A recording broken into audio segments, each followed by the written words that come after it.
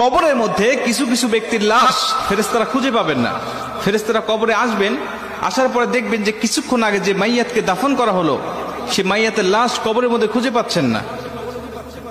আল্লাহ রাসূল সাল্লাল্লাহু আলাইহি সাল্লাম বলেন, বুখারীর বর্ণনায় আসছে যে মাইয়াতকে যখন দাফন করে আত্মীয় স্বজনরা চলে যায়, 40 কদম দূরে যাওয়ার পরেই তার কবরে ফেরেশতার আগমন হয়। দুইজন ফেরেশতা তার কবরে আসে।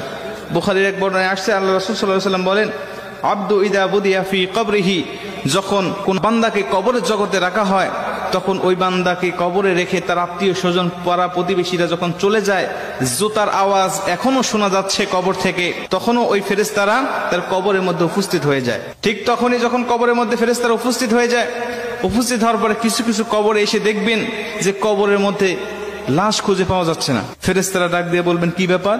কিছুক্ষণ আগে একজন ব্যক্তির লাশ রাখা হলো, লাশটা গেল কোথায়?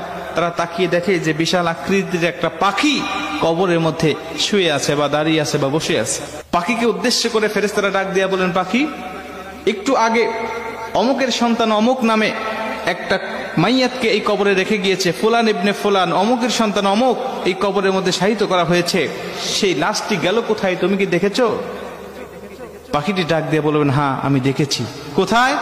বললেন, সে আমার ডানার তলে ঘুমাচ্ছে, আরামের ঘুম, প্রশান্তির ঘুম দিয়েছে, আমি তাকে কবর থেকে জাগ্রত করব না।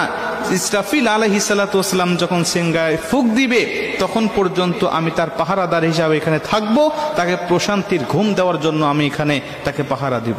মুসলমান ভাইরা আমার, ফেরেশতারাই পাখিকে ডাক দেয়া বলবেন, পাখি রে, ওই ব্যক্তিকে একটু বের করে দাও, আমরা তাকে শুধু 3টা প্রশ্ন করে চলে যাব। 3টা প্রশ্নের উত্তর যদি দিতে পারে তাহলে তুমি তাকে আরামের ঘুম, প্রশান্তির ঘুম তুমি তাকে পেরে রাখবে।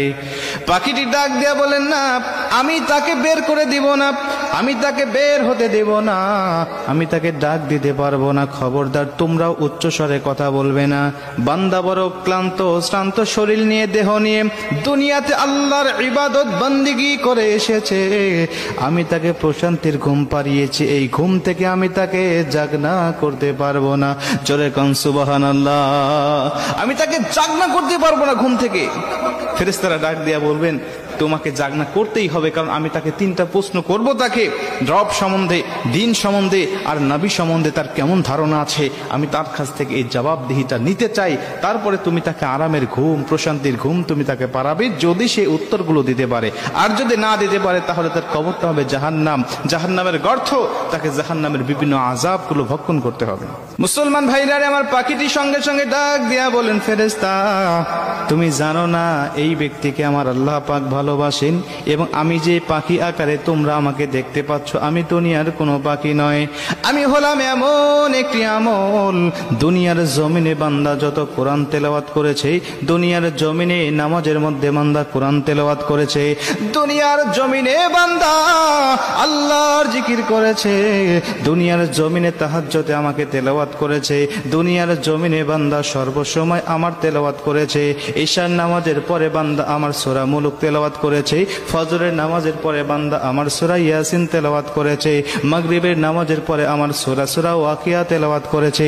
বিভিন্ন সময় সে আমাকে নিয়ে পড়েছিল, আমি কোরআন দিয়ে পারিবারিক জীবন, সামাজিক জীবন, রাষ্ট্রীয় জীবন সে পরিচালনা করেছে।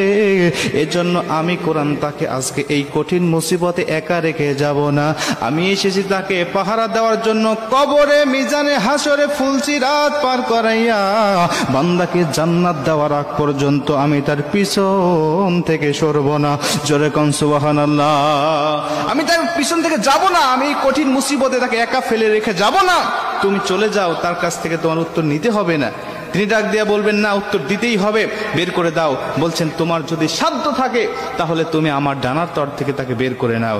ফেরেশতারা তার ডানার তলে খুঁজবেন, তন্ন তন্ন করে খুঁজবেন। হাদিস শরীফের মধ্যে আসছে, কিন্তু লাশটি খুঁজে পাবেন না তারা। মুসলমান ভাইরা আমার, ফেরেশতারা আল্লাহকে ডাক দিয়ে বলে, মালিক, অমুকের সন্তান অমুককে এই কবরের মধ্যে কিছুক্ষণ আগে রেখে গিয়েছিল তার আত্মীয় স্বজন, কিন্তু এখন তো তার কবরে তাকে পাই না, কেন, কোথায় গেল, আপনি আমাদেরকে বলেন। আমার আল্লাহ পাক ডাক দেয়া বলবেন, ফেরেশতা আমার, সমস্ত ব্যক্তিদের কবরে তোমরা সওয়াল জবাব নিতে পারবে, সমস্ত কবরবাসীর কবরে গিয়ে তোমরা